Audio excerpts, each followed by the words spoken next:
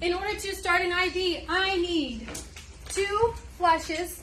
I carry 2 with me just in case, okay? You're going to need IV catheters. I'm using 22 gauges because that is the only thing we use in my arms. If I catch anything else in here, I'm going to go find whoever did it. You need an IV start kit or whatever it is your facility has that is an IV start kit, whether you have to go gather those supplies yourself or not. And you will need an extension tubing, okay, J-tube, extension tubing, whatever it is they call it. You're gonna need this. This is actually the thing that attaches to the hub that where you can actually put things into your IV. You need this, okay? So the first thing you're gonna do is you look at your arm. This is a beautiful arm. Not all of them are beautiful. Wash my hands, put gloves on. Okay? I'm going to select my vein. First I look, then I do tourniquet. Okay? So while I'm looking and selecting my vein, I'm getting my stuff ready. Okay, this is not a check off. It does not matter what order you put this in. Okay, I am not going, oh my God, you didn't do it right. This cap can stay on. I'm going to prime my tubing because you don't want to inject air into your patient. And I have selected this vein right here. Here's a beautiful vein. You want to come to this side. Don't ever throw my caps away. Okay? Now I'm like, ooh, yes, that looks like a beautiful vein. I'm going to put my tourniquet on. You want to put this on tight. Find one, practice, because the tighter you do it, well, don't hurt somebody, but the tighter you do it, the better your veins are going to pop out. This guy is going to be a little non-compliant, so I'm going to make him compliant. Okay, and then I look at my vein again, and I'm like, oh yes, that one. So I feel of it, make sure it's the one I want. That is the one I want. He has track marks. I know this is the right one. Okay, and then I am going to, gloves on still, right? I'm going to clean it.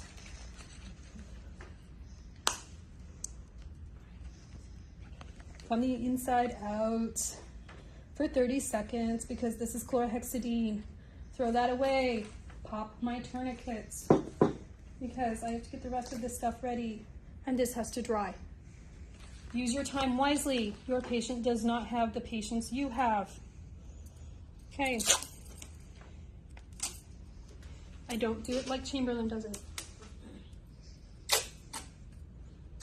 I only need 2 pieces of tape. If you do it the way Chamberlain does it, you need 2 with 1 cut in half.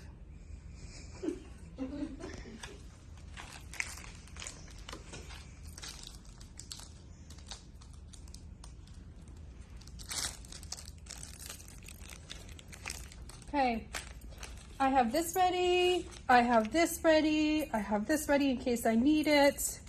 Everything's good. I have my needle. I'm going to put my tourniquet back on so that I can find that beautiful vein I found. There it is. Don't touch it. You're going to touch below it. You touch below, above it, like, yep, it's still there. Don't touch where you want to actually stick. Okay? When you open one of these, okay, number 1, the bevel has to be up. Okay? Don't do it the other way, it's not gonna work. Mostly because your safety is on this side. Okay? Wherever you go, your safety is gonna look different. Make sure you figure it out before you stick your patient. Some of them might not have safeties. Have a game plan. Okay? Because some of mine back there don't have safeties. I don't give those to you because y'all are all dangerous. Okay? So now I've figured out exactly where I want to go and I have not touched it. So I go in at what kind of angle?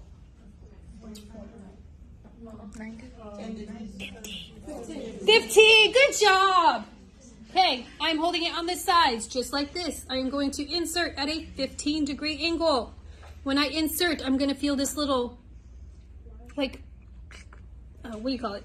Give. It's going to give a little bit when I get into the vein. And then I have this flashback. Don't let go, but I'm letting go so you can see the little flashback.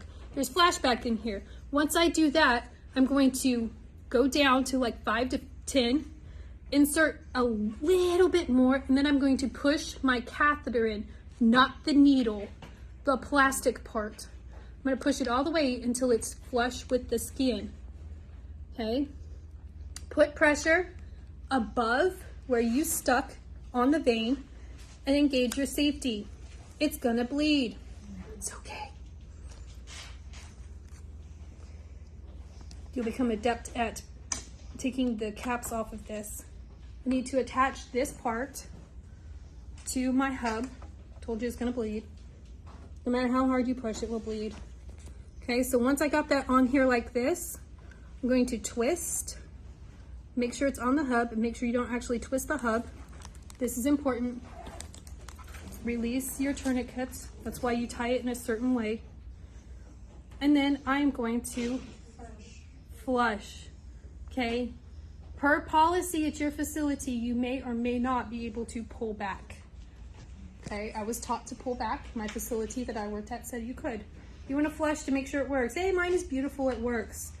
Now, first piece of tape. This is where I differ.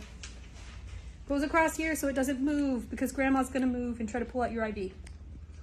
Okay? Then now I can let go because it's secure. I'm gonna put my dressing over this. Okay? Take this off. Then because I'm anal and like making sure things work, I'm gonna flush it again to make sure it works. See, I manipulated it. That's why I do that. Make sure it works, and it still works. So then at that point, I'm going to tape it down.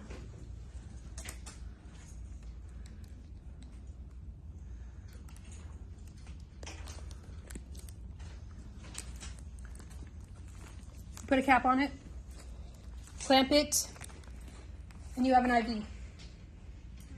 Okay? Now, you can turn off.